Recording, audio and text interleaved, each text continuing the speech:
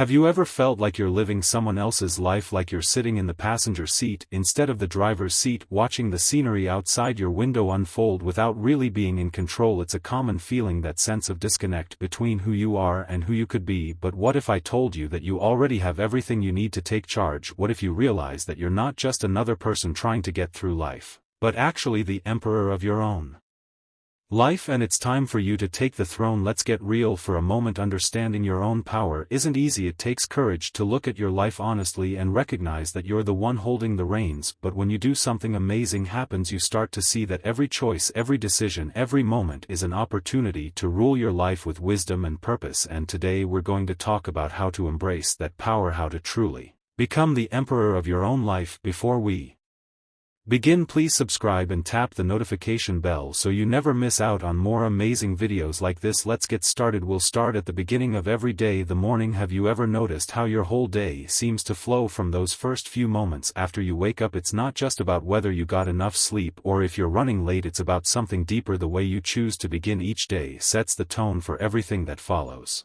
And if you're going to rule your life like an emperor, you need to start with a morning worthy of one. Think about this for a moment. Have you ever rushed through your morning, skipping breakfast, barely awake as you check your phone, and then wondered why you felt off balance all day? That's not how an emperor starts their day. That's not how someone who values their time and energy greets the morning. Let's talk about what it means to really own your morning. Marcus Aurelius, a true emperor and Stoic philosopher, understood this perfectly. He knew that the quality of your thoughts shapes the quality of your life. And where do these thoughts begin? In those crucial first moments of consciousness, when you're deciding what kind of day you're going to have. This isn't just about having art, it's about creating a ritual that reinforces your sovereignty. Let's break this down into something practical. Your morning isn't just about getting ready for the day, it's about preparing yourself to rule. Start with 3 simple actions that require minimal willpower but create immediate positive momentum. First, make your bed. This might seem small, but it's your first act of bringing order to your domain. Next, hydrate your body, whether it's water, tea, or coffee. Make it intentional. Then take 5 minutes of complete quiet. No phone, no TV, no input, just you sitting with your thoughts like a ruler contemplating their kingdom. These aren't just habits, they're declarations of intent. Each one says, I am in control, I choose how this day begins.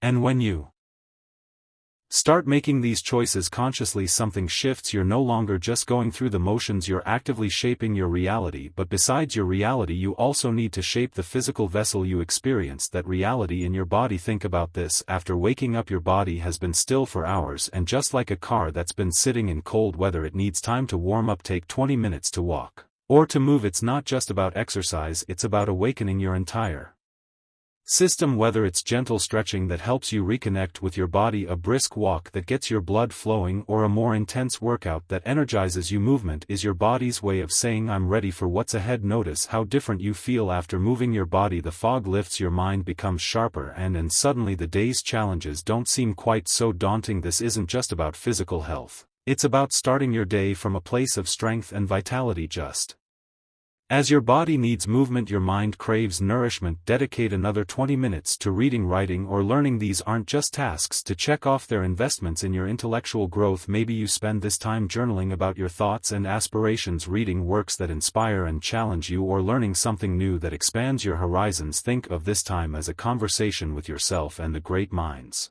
that have come before you. The Stoics understood that true growth comes from consistent, deliberate practice. When you engage your mind first thing in the morning, you're not just consuming information, you're building mental resilience that will serve you throughout the day. Finally, plan. Remember the last time you felt completely overwhelmed by your day. Chances are it wasn't just about having too much to do, it was about not having a clear plan of action. Take 20 minutes to do planning in the morning, your opportunity to take control of your day before it takes control of you. Review your goals, organize your tasks, and set your intentions while the day is still fresh and full of potential. Don't think of this as rigid scheduling, it's about creating clarity and purpose. When you know what matters most and have a plan to achieve it, you move through your day with intention rather than reaction. Here's the truth: the world will always try to steal your morning. Emails will ping, notifications will flash, and the urgent will try to overshadow the important.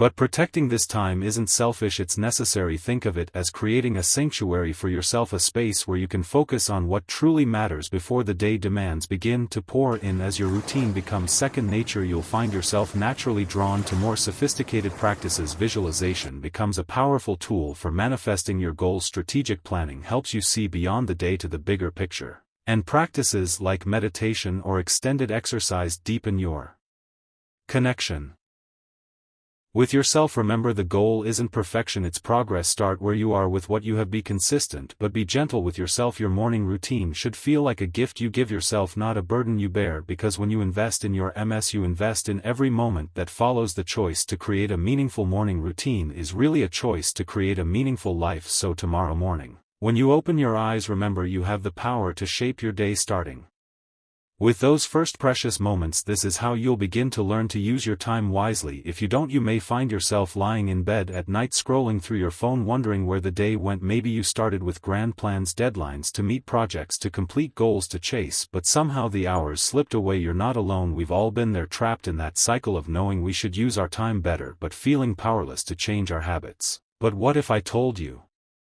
that your relationship with time doesn't have to feel like a constant battle? Because understanding how to manage your time isn't just about productivity, it's about reclaiming your life. It's about building a relationship with time that feels empowering rather than overwhelming. And now we're going to dive deep into time management. The first step is to stop being too reactive. If you're constantly responding to other people's emergencies, always putting out fires, and never finding time for what truly matters to you, it might be time to ask yourself, are you managing your time, or is time managing you? Living in reactive mode feels like being caught in a storm, doesn't it? Your phone buzzes with notifications, your inbox fills fast than you can empty it, and your to-do list seems to grow exponentially. Think about this for a moment. When was the last time you sat down to work on something important to you? Maybe that business idea you've been dreaming about, or that creative project that lights you up, only to find yourself derailed by urgent requests from others. Your heart sinks as you watch another day slip away, filled with activities that keep you busy but don't move you closer to your goals. Let's bring this back to a great philosopher for a moment. Marcus Aurelius reminded us, every moment think steadily as a Roman and a man to do what you have in hand with perfect and simple dignity. This isn't about rushing through tasks or multitasking until you're exhausted, it's about bringing intention and presence to how you spend your precious hour. The first step toward breaking free from reactive mode is conducting a time audit for 1 full week. Track where your hours actually go. Be brutally honest with yourself. How many hours disappear into social media? How much time do you spend responding to non-urgent messages? Looking at these patterns might feel uncomfortable at first, like checking your bank statement after a month of impulsive spending, but clarity, even when it stings, is the foundation of change. Next, when assessing your time, look at where you can start to cut. Do you find yourself saying yes to commitments you don't really want to make? Do you let others interrupt your focused work because you feel guilty about protecting your time? Just like in a relationship where healthy boundaries create respect and trust, your relationship with time needs clear, consistent boundaries to thrive. Time blocking is your first line of defense. Think of your calendar as sacred ground. When you schedule time for important work, protect it as fiercely as you would protect your most valuable possessions, because here's the truth, your time is your most precious resource. You can earn more money, regain lost energy, but time, once it's gone forever. Understanding your natural rhythms is crucial here. Are you sharper in the morning? Reserve those golden hours for your most challenging work. Does your energy dip after lunch? That's perfectly normal. Plan lighter tasks for that period. Working with your natural cycles instead of against them isn't lazy, it's strategic. And speak of what's natural, we all struggle with something our ancestors never knew: our relationship to technology. Your phone, your laptop, your tablets, they're supposed to be tools that serve you, not masters that control you. But somewhere along the way, many of us have lost that balance. We've become like someone in a toxic relationship, constantly checking our devices out of habit or anxiety rather than genuine need.